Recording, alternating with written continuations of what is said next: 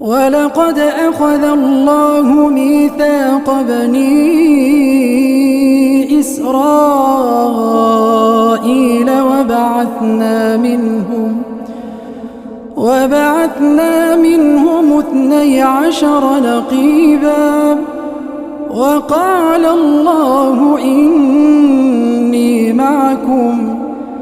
لئن أقمتم الصلاة وآتيتم الزكاة وآمنتم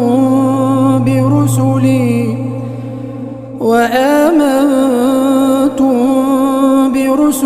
وعزرتموهم وأقرضتم الله قرضا حسنا لأكفرن عنكم سيئاتكم ولأدخلنكم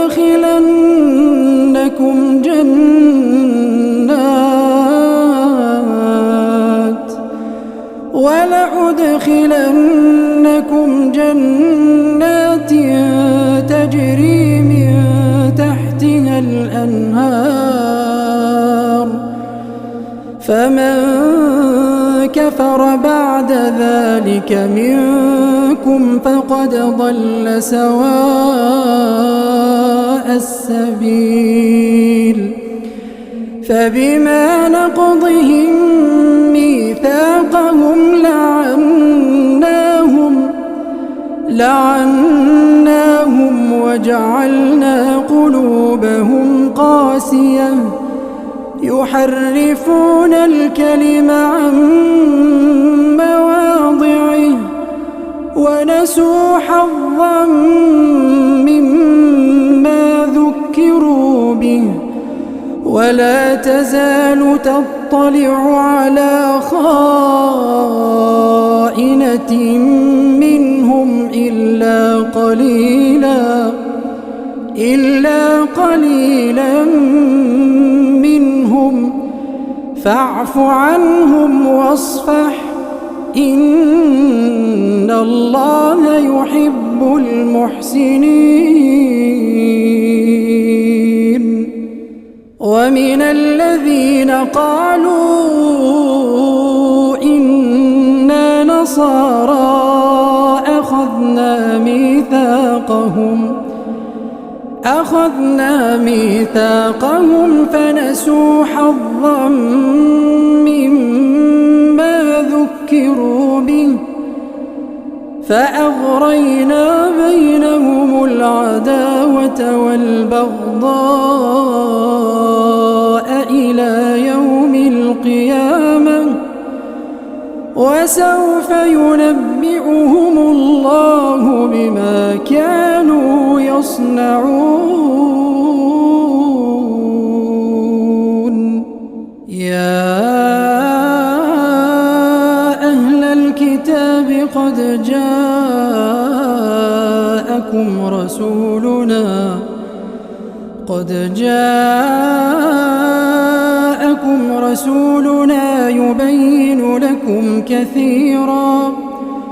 يبين لكم كثيرا مما كنتم تخفون من الكتاب ويعفو عن كثير قد جاءكم من الله نور وكتاب مبين يهدي به الله من اتبع رضوانه سبل السلام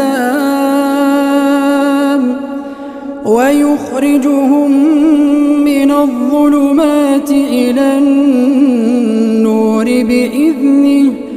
ويهديهم إلى صراط مستقيم لقد كفر الذين قالوا إن الله هو المسيح ابن مريم قل فمن يملك من الله شيئا إن أراد أن يهلك المسيح إن أراد أن يهلك المسيح ابن مريم وأمه ومن في الأرض جميعا ولله ملك السماوات والأرض وما بينهما يخلق ما يشاء والله على كل شيء قدير. وقالت اليهود والنصارى نحن أبناء الله وأحباؤه قل فلم يعذبكم بذنوبكم بل أنتم بشر ممن خلق يغفر لمن يشاء ويعذب من يشاء ولله ملك السماوات والأرض وما بينهما وإليه المصير. يا أهل الكتاب قد جاءكم رسولنا يبين لكم على فترة من الرسل أن تقولوا ما جاءنا من بشير ولا نذير فقد جاءكم بشير ونذير والله على كل شيء قدير. وإذ قال موسى لقومه يا قوم اذكروا نعمة الله عليكم إذ جعل فيكم أنبياء وجعلكم ملوكا وآتاكم ما لم يؤت أحدا من العالمين. يا قوم ادخلوا الأرض المقدسة التي كتب الله لكم ولا ترتدوا على أدباركم فتنقلبوا خاسرين. قالوا يا موسى إن فينا قوما جبارين وإنا لن ندخلها حتى يخرجوا منها فإن يخرجوا منها فإنا داخلون. قال رجلان من الذين يخافون أنعم الله عليهم ادخلوا عليهم الباب فإذا دخلتموه فإنكم غالبون وعلى الله فتوكلوا إن كنتم مؤمنين. قالوا يا موسى إنا لن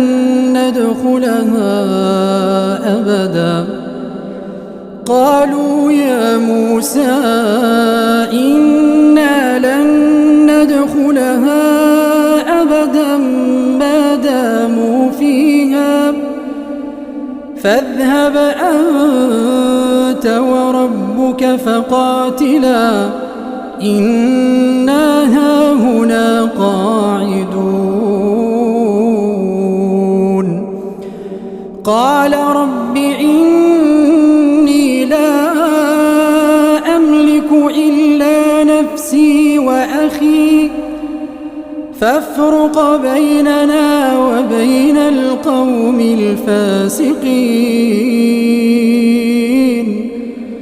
قال فإنها محرمة عليهم 40 سنة يتيهون في الأرض فلا تأس على القوم الفاسقين واتل عليهم نبأ ابني آدم بالحق إذ قربا قربانا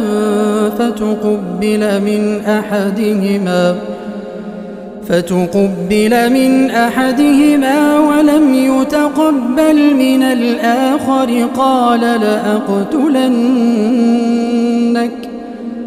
قال إنما يتقبل الله من المتقين لئن بسطت إلي يدك لتقتلني ما أنا بباسط يدي إليك لأقتلك إني أخاف الله رب العالمين إني أريد أن تبوء بإثمي وإثمك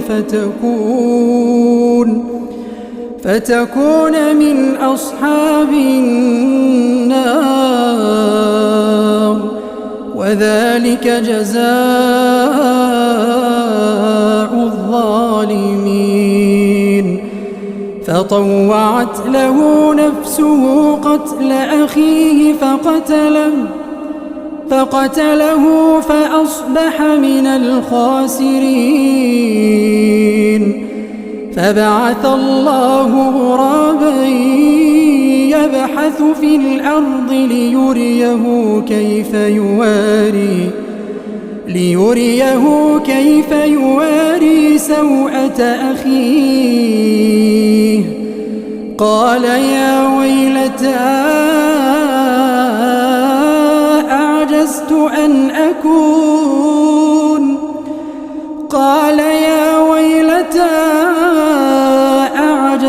أن أكون مثل هذا الغراب فأواري سوءة أخي فأصبح من النادمين من أجل ذلك كتبنا على بني إسرائيل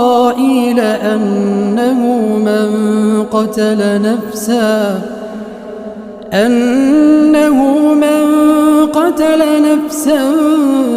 بغير نفس أو فساد في الأرض فكأنما قتل الناس جميعا ومن أحياها فكأنما أحيا الناس جميعا ولقد جاءتهم رسلنا بالبينات ثم إن كثيرا منهم بعد ذلك في الأرض لمسرفون إنما جزاء الذين يحاربون الله ورسوله ويسعون في الأرض فسادا أن يقتلوا أو يصلبوا أو تقطع أيديهم وأرجلهم من خلاف أو ينفوا أو من الأرض ذلك لهم خزي في الدنيا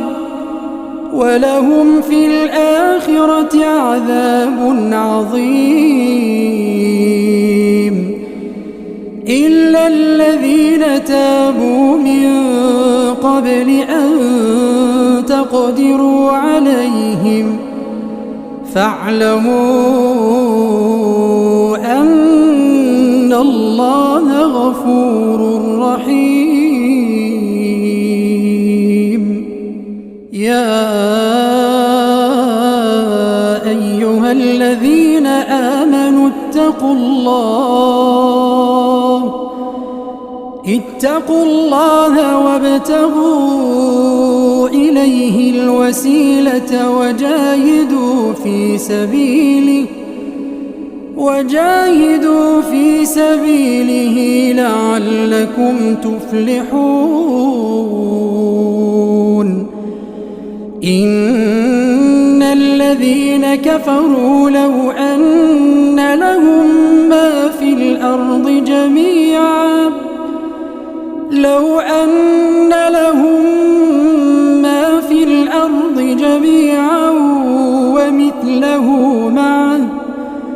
ومثله معه ليفتدوا به من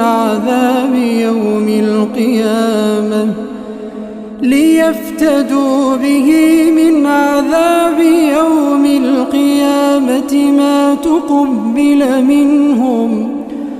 ولهم عذاب أليم يريدون أن يخرجوا من